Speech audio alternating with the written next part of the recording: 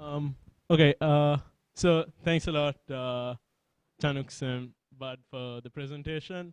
Well, that is fixed up. Okay, I just want to share one thing, because while the whole world was reading all the mainstream blogs, I actually went after the Apple employees, and I wanted to see what their blogs had to say about Steve Jobs. One guy said he's not sure if it's true, but he said that the original team that was working on the first iPod, they brought the first iPod to Steve Jobs, and Steve Jobs said, make it smaller. They said, sir, until technology progresses further, we can't make it smaller. So what Steve Jobs did was he took the iPod, he went up to his fish tank, and he dropped it into the fish tank. And as the thing floated to the bottom, a few bubbles started to come out. And he said, there's space that you can make smaller. Surprise, the next presentation is me. Before I really get into the presentation, I want to talk about this segment just for a few minutes.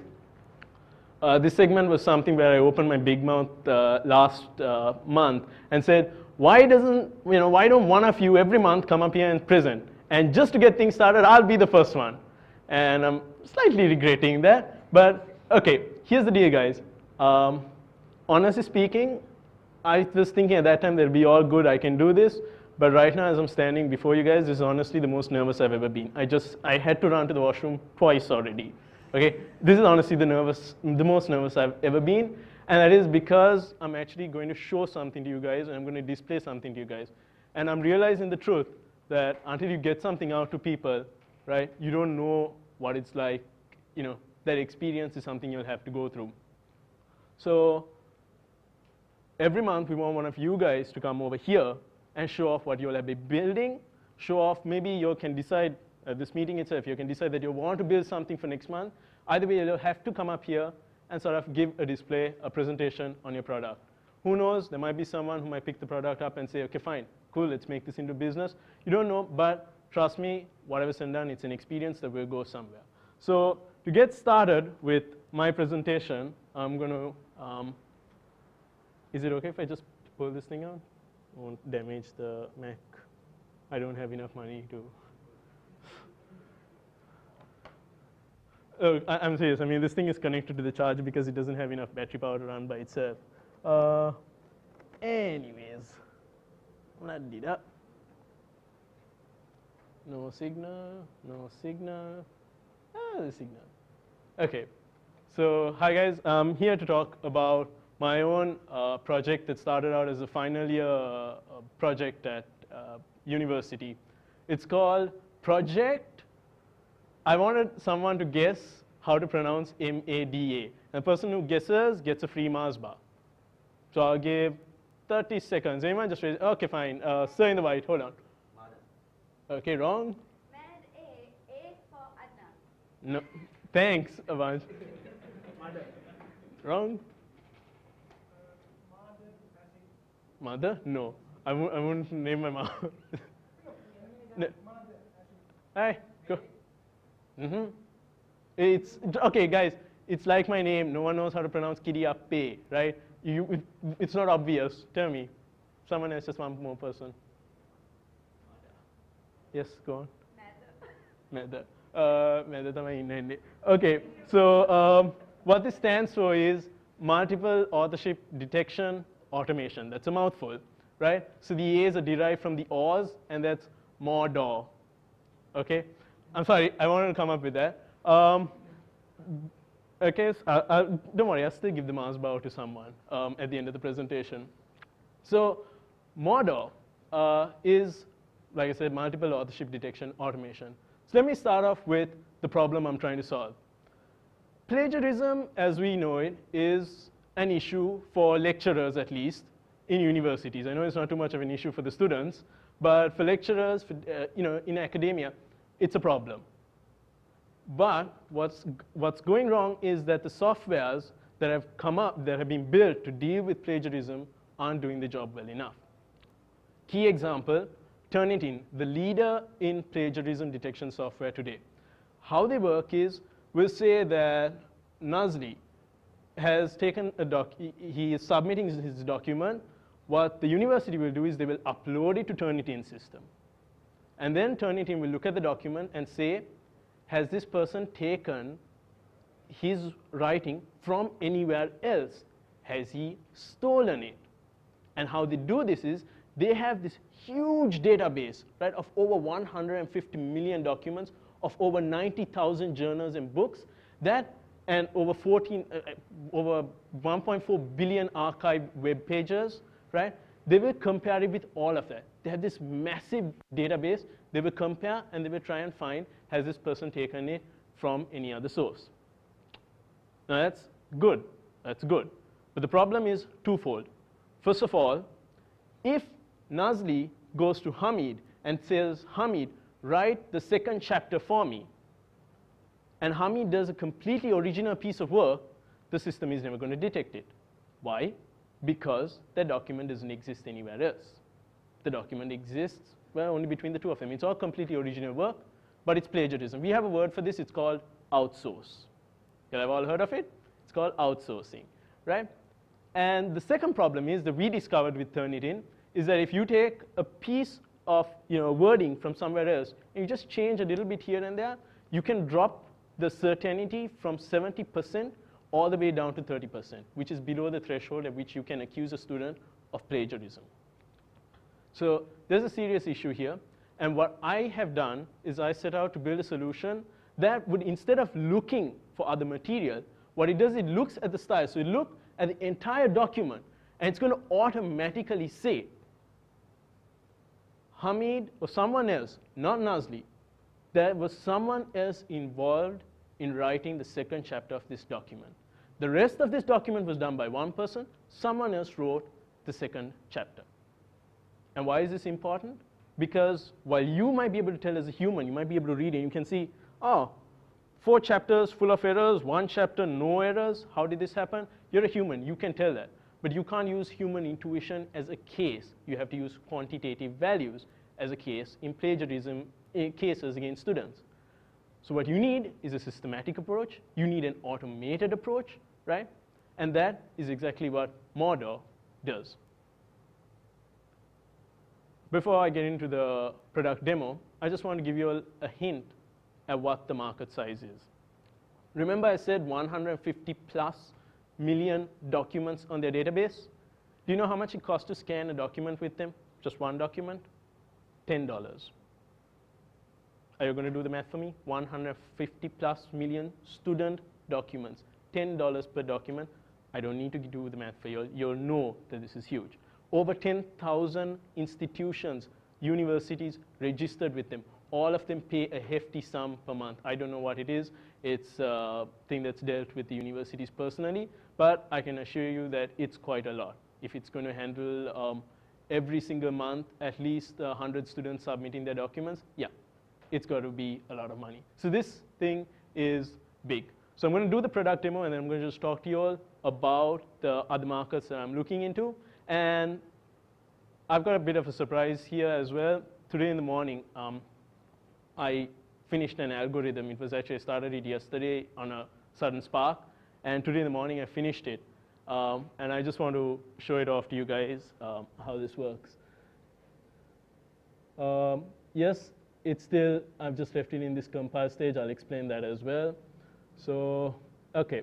So this is the system. It's not very pretty. Again, I will explain why it's not pretty. I haven't really focused on design over here. OK. Now, before I do this, let's just take a look at how we're going to run the experiment. The first thing we're going to do is we're going to take 2 master's documents that these were actually approved by my lecturers as valid documents. The styles are very similar. You look at the chapter structures, everything is very, very similar. OK, so what we got here is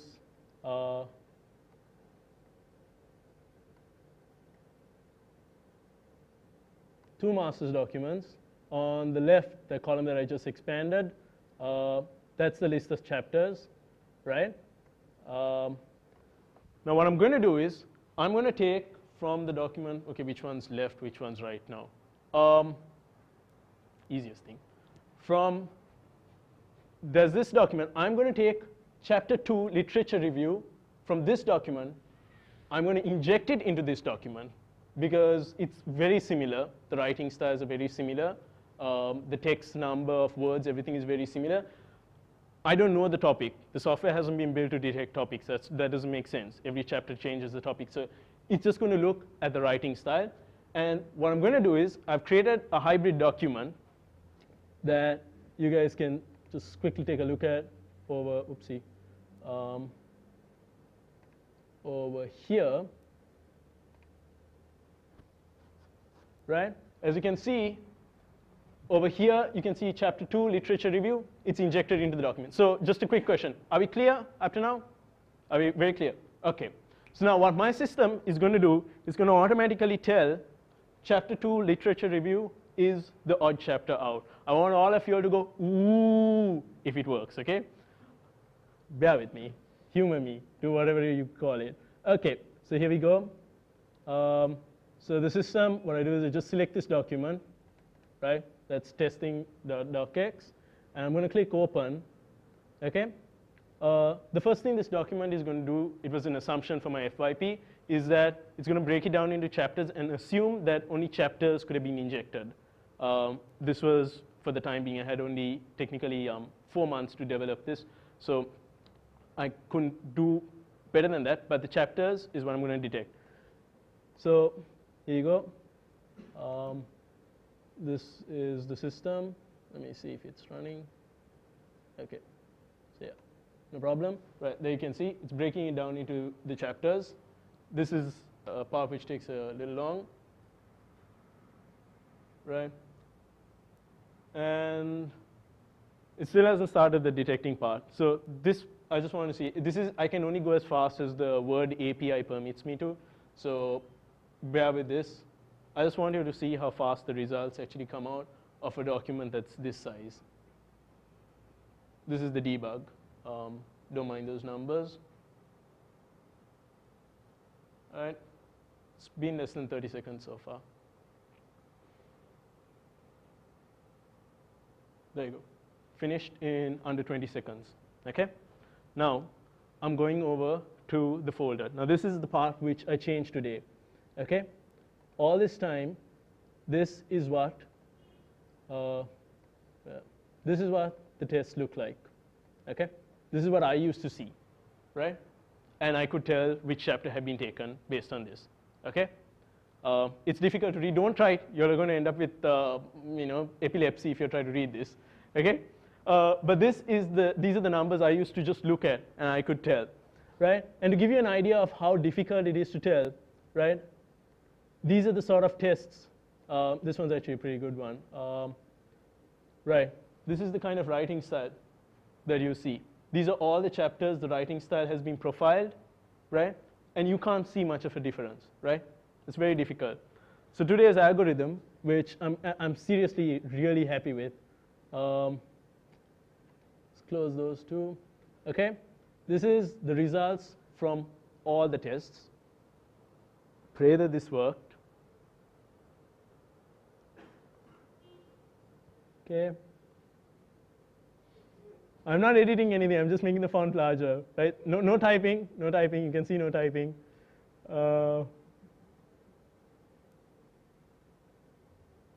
Right. Chapter 2, literature review, the chapter that I injected. Certainty, 75%. Can I have an ooh? Thank you. But here's the really good part, which surprised me. I didn't expect this one to work.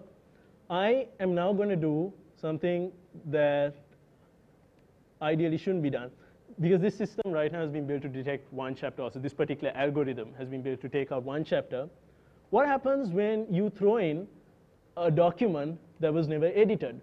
Right now, I mean, I took it from someone completely different and I dumped it in. So some people might be thinking, wait a minute, this is too obvious. He may have, the results should just come by itself. It's too obvious. But if I take, this is one of the documents. This is the document that I edited. So I'm going to take it by itself. OK? Same process. Right? Please work. OK, so it's there you can see, right? This time, there is no chapter 2 literature review. OK? There's just 2 literature review and all the other chapters. It's going to break it up. Just going to break it up, breaking it up, okay? Let's see whether it's done. Not yet. Less than 20 seconds. All right, finished, right? And with that, ideally, what should happen is there should be no result because there is no certain thing. So that means the results, nothing should have gotten, this should have come out as an output. Ideally, I should have said there is no chapter, but what I did was I didn't put anything at all. And as you can see, no results, which means that the system automatically detected that no chapter has been taken out. Can I get one more, please? Thank you. So, okay. So now the product works quite a bit, actually more than I expected it to this morning. Where do I go from here? The reason that the system is in such a bad-looking state is because I'm right now in the process of doing my research to shift it entirely to the web. It makes sense that the universities have to upload the document, scan it on the servers, and send the result back to them. So the code is in C#. I'm rewriting it entirely in Perl. The computer people will know what I'm talking about. And it's going to take about 1 month, hopefully. And the website will be up. So how do I want you guys to get involved in this and help me out? I'll be opening up a website for you to get the invites from. And what I want you all to do is take whatever ebooks. I know you guys pirate stuff. We still pirate things, right? Take ebooks, take your own documents, right? Take your own university documents, chuck chapters in, throw it at the server, right? And then you will be asked, is this result accurate? Was this the correct thing? And I want you to just keep punching things into the server. Crash it even if you can. I don't care. That would actually be a really good help for me. Please do that. And finally, what about the product itself? Where do I take the product from here? Plagiarism, before you kill me and say that you're going to ruin our lives, plagiarism is just one part of it. WordPress has over 21 million blogs, I think. It was over 20 million the last time I checked, right? And each one of those people is a potential candidate. People who write want to know what their style is like. People who write want to know who they write like. Do they write like their favorite author? Are they keeping a consistent style? If they've written a book, is the style consistent right throughout? I will take this tool, and I'm building a very powerful engine in the back, and I'm going to leverage that engine to check all of that. So thereby, my market of 150 plus million documents just became over 1 billion possible web page documents that people want to scan. At $7 a document, if this works out, I think it's going to be a very successful business, just to put it mildly. The work for this, however, is not going to be easy. It's going to cause me a lot of sleepless nights and things like that. But I recently did some research, and there are some very promising things out there. Hopefully, I can have the product out. The pre-alpha version I'm trying to get it out within 1 month, 1.5 months max. And beyond that, I'll probably be doing a new release every month, every half month if possible, of upgraded versions where, again, you guys will be throwing the document. And to put my final word down, to put my final intention down, I want it to come to a level where if you take another friend's paragraph, if you take a document from the internet and you put it in your document, if you put a small paragraph from the internet, you put it in your document, I want to be able to tell that that paragraph's style is different from the rest of the document. And what am I going to do by that? I'm going to kill Turnitin. Simple as that. So thank you, ladies and gentlemen. That is Project MADA. Thank you. The Mars bar. Before I finish, put your hand up. Who's going to be up next month? I want someone to stand up, show me the guts, stand up and say they're going to be up here next month, and then they can have the Mars bar. Or am I going to eat this Mars bar myself? No, you're not having the Mars bar, Indu. Okay? 30 seconds. Guys, tell the audience. I want you to tell the audience, not come up later and say. Tell the audience now. High pressure. It doesn't have to be, super advanced or something. You can even think right now and say that you all are going to work on something and get it ready for next month. Real artists ship. Remember that? The project that you all have been keeping in your mind all these days that you all think you can do, get working on it. There's a Mars bar in it for you. What, not adequate motivation? Okay. Am I keeping the Mars bar? Going once? Going twice? I'm keeping the Mars bar. I am so keeping the Mars bar. And going thrice. So, well, the floor is still open, guys, but the Mars bar is not. Thanks a lot for listening in. Thanks a lot for helping me get this presentation out. I really, really hope I can get this stuff out. That will be the Twitter account things. I've just reserved those. The first blog post should be coming up tonight. So if you aren't on Twitter, subscribe as a reader, subscribe for following, and I'll just keep pushing things out ASAP. Thanks a lot, guys. And, well, hope to see you guys soon showing off the latest thing.